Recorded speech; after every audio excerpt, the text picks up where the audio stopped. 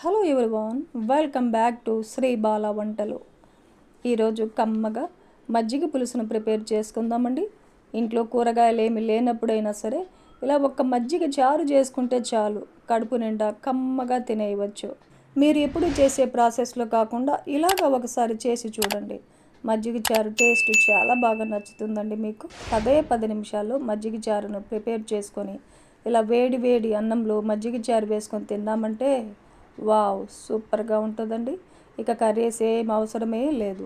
ఇక లేట్ చేయకుండా మనం ప్రాసెస్లోకి వెళ్ళిపోదాం.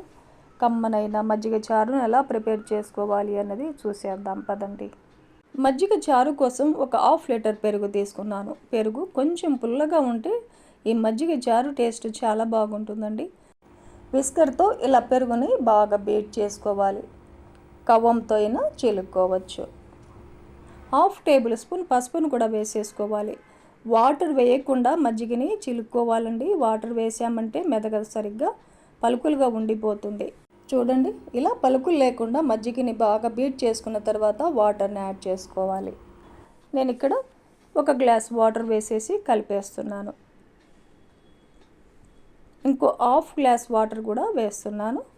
మీకు ఇంకా మజ్జిగ చారు పలుచగా కావాలంటే ఇంకా కొంచెం వాటర్ని యాడ్ చేసుకోవచ్చు. లేదంటే మజ్జిగ పులుసు ఇంకా కొంచెం థిక్గా ఉండాలంటే వాటర్ని తగ్గించి కూడా చేసుకోవచ్చు. నేనైతే మరీ పలుచగా లేకుండా మరీ థిక్గా లేకుండా మీడియం థిక్నెస్తో మజ్జిగ చారుని ప్రిపేర్ చేస్తానన్నమాట. ఇలా రెడీ చేసుకున్న మజ్జిగని పక్కన పెట్టేద్దాం. ఇప్పుడు స్టవ్ ఆన్ చేసి ఒక ప్యాన్ పెట్టేసుకొని ఒక 2 టేబుల్ స్పూన్లు ఆయిల్ వేసాను. ఆయిల్ హీట్ ఎక్కిన తర్వాత ఒక 1/2 టేబుల్ స్పూన్ ఆవాలు, 1/2 టేబుల్ స్పూన్ జీలకర్ర, 1 టేబుల్ స్పూన్ శనగబేడలు, 1 టేబుల్ స్పూన్ మినపగుళ్ళు, 2 ఎండుమిర్చిని తుంచేసి వేసేసుకొని ఈ పప్పులన్నీ బాగా వేయించుకోవాలి. చూడండి, తాళింపు ఇలా బాగా వేయించుకున్న తర్వాత ఒక పెద్ద ఉల్లిపాయని ఇలా పీసెస్గా కట్ చేసి వేసేసుకుందాం. ఉల్లిపాయలు మరి బ్రౌన్ కలర్ వచ్చేంత వరకు వేయించాల్సిన అవసరం లేదండి, కొద్దిగా వేగితే సరిపోతుంది. ఒక 2-3 పచ్చిమిర్చిని ఇలా చీలికలుగా కట్ చేసి వేసేసుకొని ఫ్రై చేసుకోవాలి. ఒకదాని తర్వాత ఒకటి వేసుకొని వేయించుకోవాలి. ఇప్పుడు 1 టేబుల్ స్పూన్ అల్లం తురుమును వేసేసి ఫ్రై చేసుకుందాం. అల్లం తురుములో ఉన్న పచ్చిదనం పోయేంత వరకు ఫ్రై చేసుకోవాలి.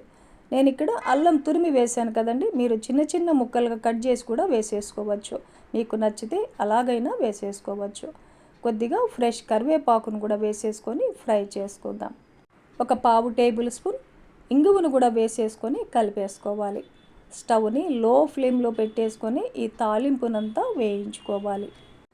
చూడండి, ఉల్లిపాయలు మరి బ్రౌన్ కలర్ లేకుండా ఇలా కొద్దిగా వేగితే సరిపోతుంది. మజ్జిగ పులుసు తింటున్నప్పుడు అక్కడక్కడ మనకు ఉల్లిపాయలు తగులుతూ ఉంటే టేస్ట్ చాలా బాగుంటుంది. ఇలా తాలింపును ఫ్రై చేసుకున్న తర్వాత మనం రెడీగా పెట్టుకున్న మజ్జిగను వేసేసుకోవాలి. లో ఫ్లేమ్లో ఒక 2-3 నిమిషాల పాటు మజ్జిగ చారుని ఇలా కలుపుకుంటూ ఉడికించుకోవాలి. మజ్జిగ కొద్దిగా గోరువెచ్చగా అయితే సరిపోతుంది. ఇలా ఉడికించుకోవడం వల్ల మజ్జిగ చారు టేస్ట్ మరింత బాగుంటుంది. కలుపుకుంటూనే ఉడికించుకోవాలండి, లేదంటే మజ్జిగ విరిగిపోతాయి. ఇలా 2 నిమిషాల పాటు ఉడికించుకున్న తర్వాత స్టవ్ ఆపేసి టేస్ట్కి సరిపడా సాల్ట్ యాడ్ చేసుకోవాలి. ముందుగానే సాల్ట్ వేసి ఉడికించామంటే ఒక్కొక్కసారి మజ్జిగ విరిగిపోయే ఛాన్సెస్ ఉంటాయండి. అందుకే స్టవ్ ఆఫ్ వేసిన తర్వాతనే సాల్ట్ని కలిపేసుకోవాలి. ఫైనల్గా ఒక 2-3 టేబుల్ స్పూన్లమైన కొత్తిమీరని ఇలా చిన్న చిన్న పీసెస్గా కట్ చేసి వేసేసుకొని కలిపేసుకున్నామంటే గుమగుమలాడే కమ్మనైన మజ్జిగ చారు మనకు రెడీ అయిపోతుంది. వేడి వేడి అన్నం పెట్టేసుకొని ఈ మజ్జిగ పులుసును వేసేసుకొని తిన్నామంటే వావ్, సూపర్ టేస్టీగా ఉంటుందండి. ఈ ప్రాసెస్లో మీరు కూడా తప్పకుండా మజ్జిగ చారుని ఇంట్లో ప్రిపేర్ చేసి చూడండి. ఫ్యామిలీలందరికీ చాలా బాగా నచ్చుతుందండి. ఈ రెసిపీ మీకు నచ్చితే లైక్ చేయండి, షేర్ చేయండి, సబ్స్క్రైబ్ చేయండి. థ్యాంక్ యూ అండి. Thanks for watching.